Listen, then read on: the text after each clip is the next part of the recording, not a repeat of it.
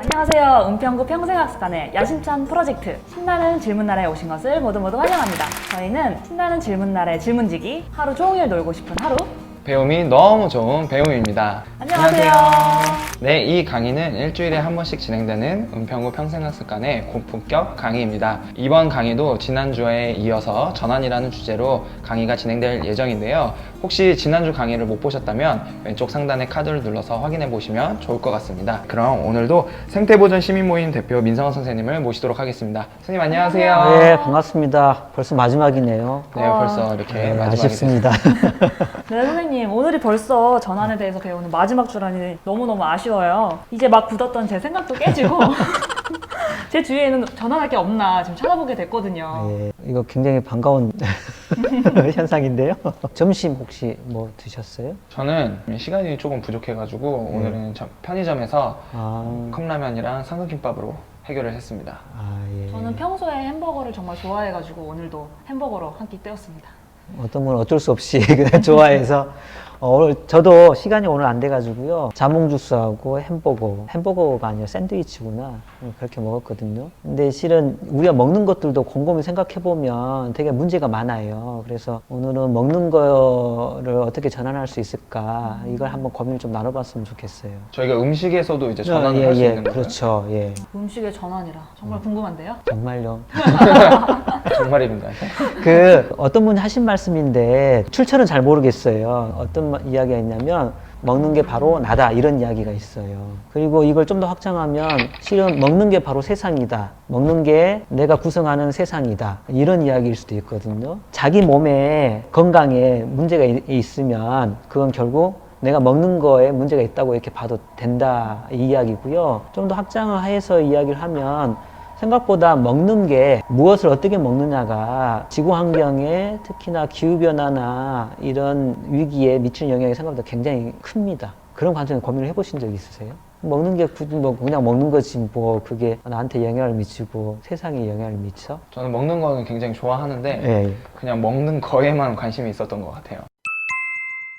그래서 오늘 그 이야기를 조금 나누자면 일단은 되게 웃기는 게요. 아까 저희가 이제 전환을 이야기했을 때 전환과 연동된 문제가 기후변화, 에너지 문제가 있다라고 이야기했었잖아요. 근데 이 먹거리도 생각보다 기후변화하고 굉장히 밀접하게 연동이 돼 있어요. 하나는 기후변화가 먹거리에 미치는 영향이 있거든요. 어떤 영향이 있을 것 같아요? 기후변화하고 먹거리하고 어떤 상관관계가 있을까? 연관관계가 있을까? 가뭄이 오면 맞아요. 네. 예.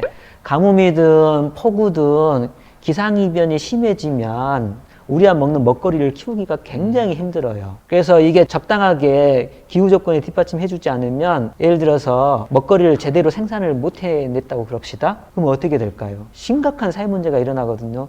혹자는 이렇게 이야기하죠. 우리나라가 뭐 먹을 게 없더라도 우리나라 부자 나라이기 때문에 다른 나라에서 수입하면 될 거 아니냐.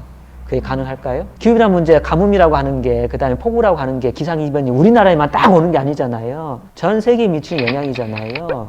동시다발적으로 일어나는 거예요. 그래서 다른 나라에서 우리나라에 그 나라도 식량이 부족한데 우리나라에 팔까요? 안 그렇죠. 이번에 코로나 사태 때도 아주 비슷한 문제가 생길 뻔했었어요. 다만 비축량이라든지 이런 것들이 충분해서 큰 문제는 발생하지 않았었는데 기후변화라고 하는 거는 이걸 일상화시킬 거예요. 그래서 그때는 먹을 거를 제때 제대로 못 먹는 사람이 엄청나게 늘어날 수 있다. 근데 역으로 되게 웃기는 게요. 어떤 방식으로 어떤 식량을 생산해서 어떻게 나눌 거냐라고 하는 이 부분이요. 기후변화에 미치는 영향이 또 엄청나게 커요. 몇 가지 예를 들게요. 하나, 우리가 겨울철을 딸기 먹죠. 사시사철 바나나 먹어요. 바나나 우리나라에서 키워요? 생산해낼 수 있어요? 다른 나라에서 키우잖아요. 예. 근데 그거를 키워서 우리나라에 가지고 오려면 어떻게 해야 돼요? 사람이 지게로 지고 오나요? 배를 타든 아니면 비행기를 이용하든 교통수단을 이용해야 되잖아요. 그것도 빠른 시간 안에. 이걸 지탱하는데 뭐가 들어가요? 그렇죠. 이 석유를 쓰면 쓸수록 어떻게 된다고 그랬죠? 온실가스가 막 늘어난다고 그랬죠. 온실가스가 늘어나면 어떻게 돼요? 기후변화가 심해지죠. 기후변화가 심해지면 기상이변이 심해지겠죠. 그럼 이게 다시 식량 생산에 문제가 생기죠. 이게 음의 대먹임처럼요. 굉장히 밀접한 상관관계를 갖고 있어요. 비단 바나나 문제뿐만 아니라 딸기도 마찬가지예요. 딸기는 우리가 국내에서 생산하죠. 딸기를 사계절 내내 먹죠. 옛날에는 딸기 언제만 먹었었어요? 봄철만 먹었잖아요. 잠깐 제철, 그래서 제철과일이라고 이야기했었죠. 지금 제철과일 개념이 없죠. 사계절 내내 먹을 수 있어요. 그럼 겨울철에 키우려면 어떻게 키워요? 비닐하우스에서. 비닐하우스를 유지하려면 뭐가 들어가요? 예, 에너지가 들어가죠. 똑같아요. 이런 방식으로 기후변화에 굉장히 큰 영향을 미칩니다. 실은요, 벼농사도 마찬가지인데 시골에 가보셔요? 농사 짓는 분들 평균 연세가 65살 이상이십니다. 굉장히 힘들죠. 그래서 인간의 온전하게 몸노동으로 농사를 못 지으세요. 그 다음에 조그만 면적을 농사 짓는 것도 아니잖아요. 다 뭘로 해요? 예, 기계로 지어요. 이 기계를 가동시키려면 뭐가 들어가요? 에너지가 들어가죠. 네. 석유가 들어가죠. 똑같은 거예요. 근데 지금 현재 농업 체계는 관행농이라고 그러는데요. 석유, 화석 에너지가 공급되지 않으면 농사를 못 지어요. 특히나 미국같이 거대하게 농사를 짓는 나라일수록 더 심하거든요. 어떤 사람은 이렇게 비유적으로 표현하기도 합니다. 오늘 우리가 쌀 공기 하나를 먹었잖아요. 맛있게. 그거는 역으로 이야기하면 그 공기의 절반을 채우고 있는 석유를 마신 거하고 똑같다 라고 하는 거예요. 그러니까 석유, 화석 에너지에 기반한 지금 현재 관행 농법이 심화되면 심화될수록 기후변화는 더 심각해질 거고, 이걸로 인해서 다시 식량 문제에 미치는 영향이 악순환이 계속 심화되는 거죠. 이렇게 아주 우리가 먹는 거하고 그다음에 기후변화라든지 이런 에너지하고는, 에너지 문제하고는 아주 밀접하게 연관이 있어요. 근데 우리가 지금 현재 그냥 문제의식 없이 먹는 방식, 생산하는 방식 그렇게 유지한다면 결국은 사회는 지속 가능하지 않은 거죠. 그러면 뭔가 변화가 필요하잖아요. 그러니까 먹거리에서 전환이 필요한 거예요. 아, 이렇게 말씀을 들어보니까 이게 굉장히 저는 그냥 먹는 것만 생각을 했었었는데 예. 이 먹는 거에 있어서도 굉장히 다양한 것들이 문제가 많다라고 느껴졌던 것 같아요. 네, 저도 마찬가지로 그렇게 생각이 들었는데요. 그럼 선생님, 음식에 대해서 우리는 어떻게 전환을 할 수 있을까요? 일단은 아까 뭐 기후변화나 에너지하고 이 먹거리 생산체계하고 공급체계가 어떻게 상관관계를 갖고 있는지 이걸 알 필요가 있잖아요. 알아야지만 뭔가 문제를 발견하고 그 문제에 대처할 수 있잖아요. 그래서 좀 이렇게 알매 시간을 혼자가 됐던 여러 가지 방식으로 좀 알아갔으면 좋겠다 생각이 일단 드네요. 그리고 또 하나 구체적으로는 그렇게 알게 됐으면 행동을 해야 되잖아요. 행동과 관련해서 몇 가지 원칙과 방향이 분명히 존재해요. 이 문제에 영향을 미치지 않는 방식으로 그럼 먹어야 될 거 아니에요. 그러면 영향을 미치지 않는 방식으로 생산된 걸 찾아서 그런 방식으로 공급된 걸 먹어야 되는 거예요. 이거와 관련되어 있는 개념들이 있어요. 많이 들어보셨을 거예요. 푸드 마일리지. 들어보셨죠? 로컬 푸드 들어보셨죠? 네. 최근에는 쿨푸드라고 하는 이야기도 해요. 시원한 음식. 이게 뭐냐면 기후변화에 영향을 미치는 것은 뜨거운 음식이다. 그래서 영향을 미치지 않는 음식 생산과 공급된 먹거리를 쿨푸드라고 표현을 하기도 하거든요. 이런 개념에서 음식을 찾고 이런 개념에서 이거를 생산하거나 공급하려고 하는 사람들을 지지하거나 응원하고 이런 음식들을 맛있게 소비해 주는 거, 이게 아주 근본적인 실천 방법이 될 수 있죠. 또 하나요, 예를 들어서 여러분들 두 분 다 고기 되게 좋아하시죠? 네. 아, 엄청 좋아합니다. 채식주의자는 아니시죠? 네. 실천 방법 중에 하나가 육식을 가능하면 줄여나가고요. 가능하면 채식 위주의 생활을 가져가는 것도 굉장히 강력한 실천 방법 중에 하나예요. 육식이요, 기후변화에 미치는 영향이 굉장히 큽니다. 식량 문제를 왜곡하는 데도 굉장히 큰 영향을 미쳐요. 예를 들어서 고기를 너무 좋아하니까 어떻게 하냐면 고기를 막 찾을 거 아니에요. 그러면 돈을 벌고 싶은 업자들은, 축산업자들은 어떻게 해요? 공급을 더 많이 해주고 싶겠죠. 네. 공급을 하려면 어떻게 해야 돼요? 많이 키워야죠. 많이 키우려면 네. 뭐가 필요해요? 곡식.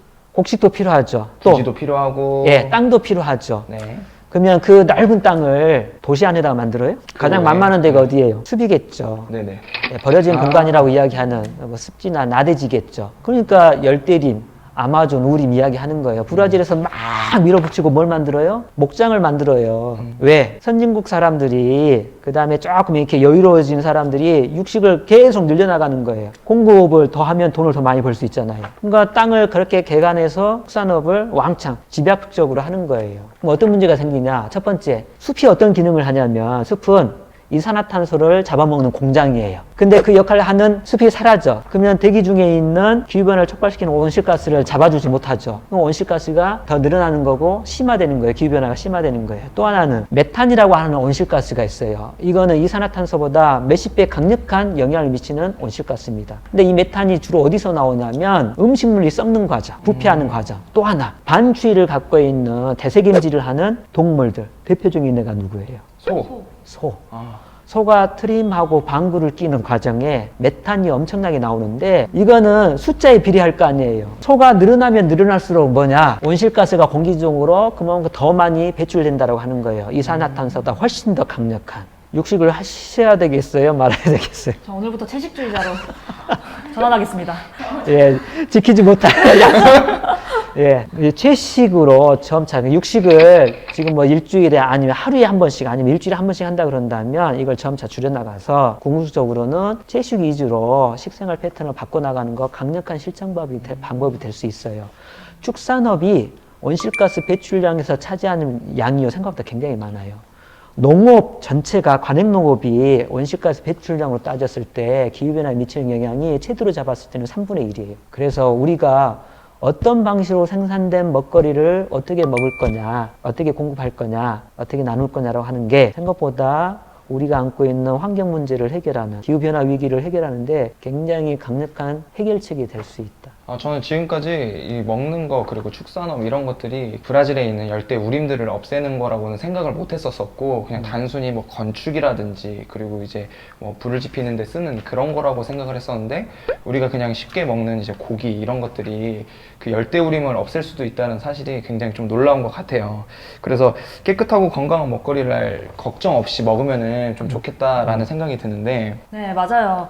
이왕이면 몸에 힘이 나면서 생산자와 소비자 모두에게 도움이 되는 그런 음식 문화에 대해서 생각해보게 되는 계기가 되는 것 같아요. 맞아요. 그래서 요새 이제 그런 문제의식을 갖고 그렇게 생산된 농부님들도 많이 늘어나고 있고요. 그렇게 도시 주변에서 내가 먹을 것들을 스스로 생산해내는 뭐 도시농부라고 하나요? 그런 사람들도 점차 늘어나고 있고 이렇게 생산된 것을 멀리 수출하는 게 아니라 가까운 동네나 도시에서 소비할 수 있게끔 하는 이런 유통망을 만들려고 고민하는 사회적 기업들도 굉장히 많고요. 이런 활동들을 지지하고 정말 소비자로서 건강한 소비자로서 지구를 생각하는 방식의 소비를 한다라고 하는 그 원칙을 가지고 시민들이 노력을 해주신다면 이렇게 거대하게 느껴지는 문제들도 조금씩 해결해 나갈 수 있지 않을까 생각이 좀 들고요. 그 다음에 이런 실천 방법들은 어려운 게 아니거든요. 예를 들어서 나 딸기 굉장히 좋아하는데 제철 음식, 제철에 난 노지 딸기만 소비해주는 건강한 소비자가 돼서 이런 메시지를 생산자한테도 줄 거야. 그럼 생산자가 바뀌겠죠. 소비자들이 이렇게 기후변화에 영향을 미치는 방식으로 화성에너지를 막 집어넣어가지고 생산하는 것들은 선호하지 않는 거구나. 그러면 봄철에 아주 건강하게 노지에서 키워서 지구를 생각하는, 기후변화를 생각하는 딸기입니다. 이렇게 생산해서 판매하는 이런 생산자가 늘어나고 이런 문화가 정착이 되겠죠. 이런 방식으로 우리가 굉장히 힘이 없는 소비자인 것 같은데 영향을 크게 미칠 수 있다. 그래서 처음으로 돌아가면 내가 먹는 게 세상을 규정한다. 그리고 내가 먹는 게 나를 규정한다. 먹거리를 잘 못 먹는 사람들은요, 성질이 개팍하기도 하고요, 정크푸드하고 사회 경제력, 그 다음에 이런 거하고도 굉장히 밀접한 관계를 갖고 있고요. 먹거리하고 건강의 상관관계 뭐 이런 것들도 많이 연구가 돼 있어서 정리를 하자면 내가 먹는 게 바로 나를 규정한다고 하는 것도 깊이 생각해 봐야 될 문제인 것 같아요. 네, 제가 먹는 걸 정말 좋아하는데 오늘 강의는 저에게 좀 충격이었던 것 같아요. 이렇게 살면 안 되겠다는 생각도 들었고 한 달간 전환에 대해서 이제 배우다 보니까 제 주위에 전환해야 될 것들이 생각보다 되게 많이 있구나 라는 생각이 들었던 것 같아요. 오늘은 그럼 전환이라는 두 글자로 이행시를 하면서 오늘 강의 마무리해볼까요? 네, 준비됐습니다. 예. 마지막이라고 막 힘을 내시네요. 어느 분부터 하실 거예요?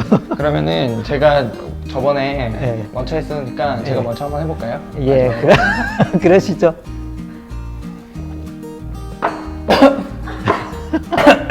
준비되셨어요? 네, 준비됐습니다. 예. 네네. 네, 운 띄워주시기 예. 부탁드리도록 하겠습니다. 자, 전부 다 실천하자. 환, 환경 전환. 와. 오늘도 짧고 굵게 아, 예. 4주간의 이 전체를 마무리하는 멘트 같기도 해요. 예. 감사합니다. 자, 부담이 되시겠어요? 갑자기 부담이 되는데요? 네. 준비되셨어요? 준비됐습니다. 자, 전, 전 이제부터 자연스럽게 환. 환경을 생각하는 흔한 1인이 되어보겠습니다. 와. 예. 마무리해 주시고 이제 앞으로 어떻게 해야 된다고까지 막 이렇게 제시해 주신 것 같아요. 되게 준비를 잘해 주신 것 같은데. 감사합니다. 네, 선생님, 그러면은 저희가 4주 동안 이렇게 알아봤는데 어떻게 보면 되게 짧은 시간 동안 이렇게 4가지 주제에 대해서 알아봤잖아요. 그래서 아쉬워하시는 분들이 굉장히 많을 것 같아요. 그래서 준비했어요. 준비하셨어요, 벌써? 예. 하반기에 평생학습관에서 매년 질문하는 학교를 하거든요. 그 질문하는 학교 안에 전환 상상학교라고 하는 타이틀로 아마 오늘 그다음에 지난주 이야기했던 걸 좀 심화해서 이야기하는 나누는 자리를 마련하려고 하거든요. 그때도 같이 많이 참여해 주시면 좋을 것 같아요. 하반기에 또 이렇게 심화된 수업이 있다고 하니까요. 많은 참여 부탁드리겠습니다. 네, 오늘까지 한 달 동안 4편의 강의로 생태보전 시민모임 대표 민성원 선생님과 함께 전환에 대해서 알아보았습니다. 우리 모두 함께하는 전환, 우리 삶을 바꾸는 전환. 처음에는 잘 몰랐지만 이제 전환하고 싶어서 몸이 막 들썩들썩 하는데요? 귀한 강의 들려주셔서 정말 감사합니다, 선생님. 예, 고맙습니다. 감사합니다. 네, 한 달 동안 자, 한 달 동안 전환에 대해서 이렇게 알아보았는데요. 이 영상이 정말 유익하셨으면 구독과 좋아요. 부탁드리겠습니다. 그럼 저희는 이만 여기서 인사드리도록 하겠습니다. 한 달 동안 전환과 함께 해주셔서 정말 감사하고요. 지금까지 신나는 질문날에 하루 종일 놀고 싶은 하루. 배움이 너무 좋은 배움이었습니다. 감사합니다. 재밌는 경험이었고요. 언택트 시대라고 그러던데 그런 시대에 걸맞는 새로운 어떤 정보나 교육 전파 방법의 시도인 것 같아서요. 되게 신나기도 하고 재미있었습니다. 차이나는 클래스 못지않는 품격 있는 클래스 나중에 좀 확대해서 만들어 보면 좋겠다는 생각도 들었어요. 고생 많으셨습니다. 은평구 평생학습관 파이팅!